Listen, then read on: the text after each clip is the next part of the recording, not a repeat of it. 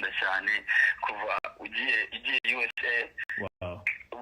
Wita kinyi byose ndabyibuka kugeza nyine nanjye mvuye aho mu cyaro naragiye nkame numva indirimbo zawe ku radio man. Yego. Basi reka musaba akantu gatoya. Ushaka kuzereka mfite umuntu ushaka kuzereka ko byibuza twanavuganye ko byibuza no kuri telefone. Wow. Ndashaka ngo indirimbo waririmbye ivuga ngo uzaza ryari. Umva iyo ndirimbo ndaza kuguhamagara nyikuririmbe kuri telefone tu. Afite amagambo meza arutaye abanditsi. Afite ukuboko kwiza utuka bako. Congratulations to you kandi Imana igumugisha. Make sure you use the funds the right way. Thank you so much. No. Thank you. So. All right. God is good, man. God is great. God is amazing, man. Ibihe nk'ibi,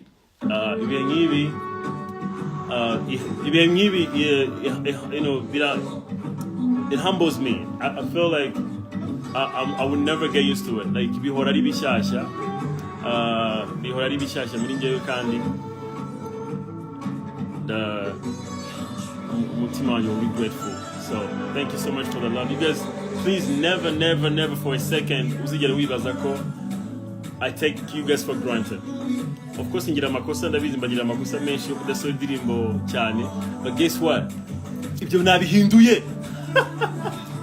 I swear to God, ibyo bya we're dropping an album, we're dropping an EP after the album, we want to make sure Rwanda by the end of 2025 we want to make sure Rwanda is on the we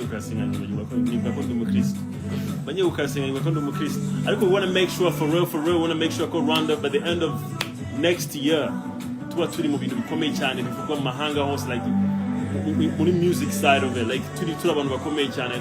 And of course it cannot be done with just me. Of course the whole industry is going to stand up, everybody's going to stand up, bro. All we need from you guys is the support, the love, you know, pushing us. The reason why when Nigerian music first of all,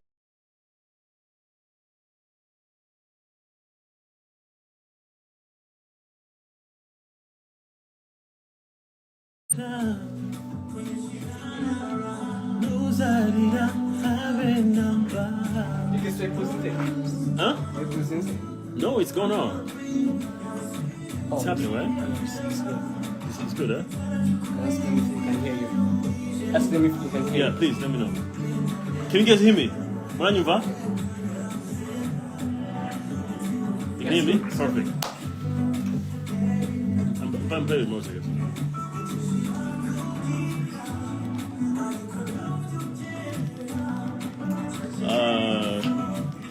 Let me reduce a little bit. So, guys, like I said, we're gonna call the last person. Yeah, the last person.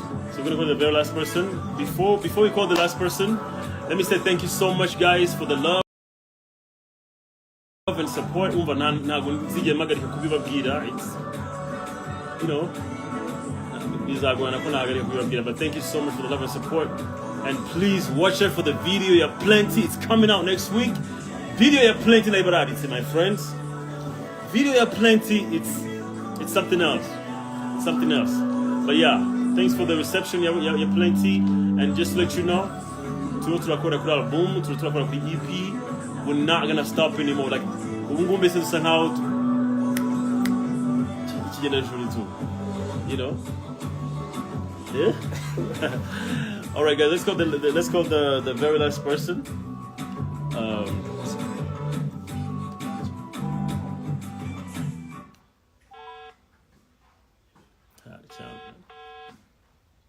Uncle now but live from this one is not gonna be. Hello. Yes. Mrao neza. Mrao. Uri kuvugana Nether Ben. Yes. Uri mu bantu bitabiriye iriya quiz twatanze kuri Instagram, right? Yego? Yego, iriya yo kuvuga the coming in the new song. Yego. So, uri mu bantu bahisemo izina rya nyaryo. Yego? Uri kunyumva? Ndakumva. Kandi congratulations kubera ko wabashije gutsindira wabaye umwe mu batsinze basically. Yeah. Wow, urakoze cyane, Imana igumugisha. Kabisa Imana igumugisha nawe kandi ibyiza biri imbere. Umva niwe muntu wanje n'ubundi Tiger, ndakwemera n'ubundi. Urakoze cyane my friend, urakoze cyane. Ubwo ikintu turi bukurikizeho iyi nimero yawe, right? Bwite sibyo? Yego. Abantu babishinzwe baraza kukwandikira. Bikurikirana n'ukuntu ubone ibyo watsindiye. Urakoze cyane, Imana igumugisha n'ukuri. Nuvuga ngo congratulations to you, uri among the five. En fait uri muri baba ni batanu ba. Thank you very much my brother. Thank you my friend. Take care man. Urakoze cyane. One love man. N'ukuri urakoze kandi keep up bro. Thank you man. Thank you kabisa. Ubwo niba byose bizaza kandi n'ukuri ndakwemera. Imana igumugisha my friend. So far So so good. far so good. Urakoze my friend. Take care, man. We'll go stay in touch. Sawa. All right, bye. All right. All right, guys, listen. I personally wish, in fact, igihembo cyari kuba muri igihembo twe twapanze cyari just only 500,000. And then, of course, yo pulled up, mukora comments, mura participating. And I couldn't help. It's the only, it's only right kuba na twachiza muri game twachiza hano kuri 2.5. So mwumve ko it's nibwo buryo bushoboka bwagaragaza my gratitude toward the love you give me.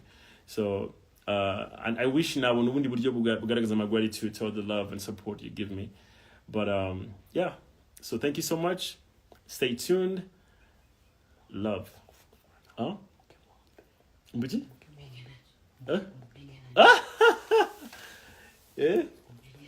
Utanzabwira bebe abasuza ari kuvugira hirya mu gikari. Bebe basi, okay, just make a sound. Hello. Sound louder. How about you come closer? Huh? No, we don't want you to be on the camera. Trust me. Just come. No, ntabwo dushaka kuza muri kamera. Ngwino hano. Ngaho tera ya ndirimbo.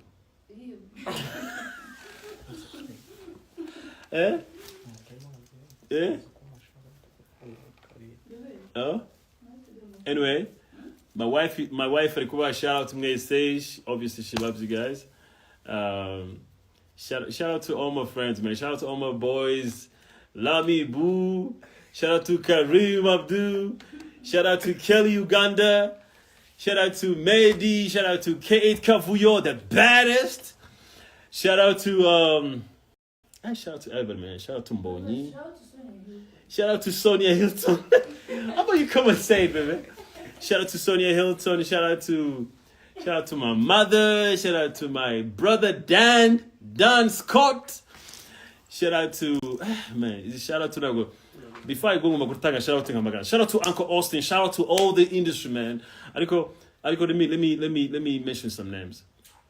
Shout out to Tom Close, Parawanje. Shout out to Jimmy Muyumbo, my Parawanje. Shout out to Tricia too. Shout out to Tricia. Shout out to Knowles. Shout out to Jolly. Shout out to the whole gang. Gang. Shout out to Clemmer. Shout out to Ivan Edmonton. Shout out to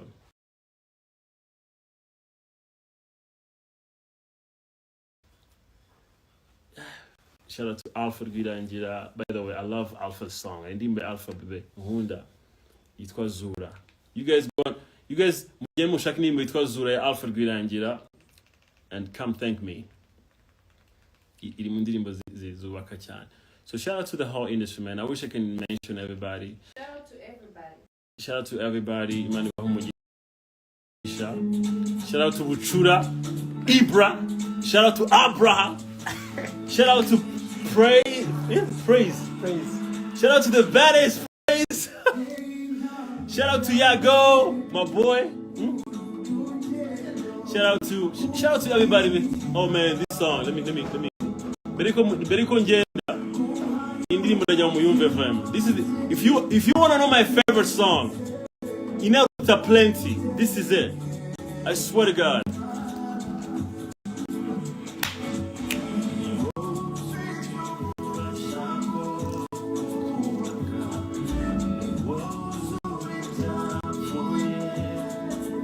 Man, can you back on Kagara Black? I get it, you know. Praise up singer. Praise up singer now. I just some people think of it. Zura. Huh? Listen, man, I gotta go. One to everybody. Shout out to the whole country, man. My Rwanda. Adiko, once again, man, let's have a positive energy, man. Let's be great.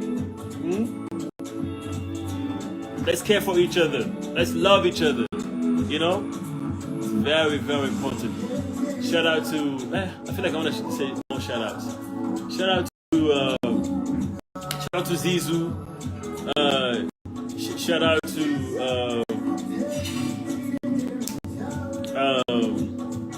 shout out to my brother Dan. Shout out to my friend Sylvie. Shout out to Jolie, man. Shout out to Jolie. Shout out to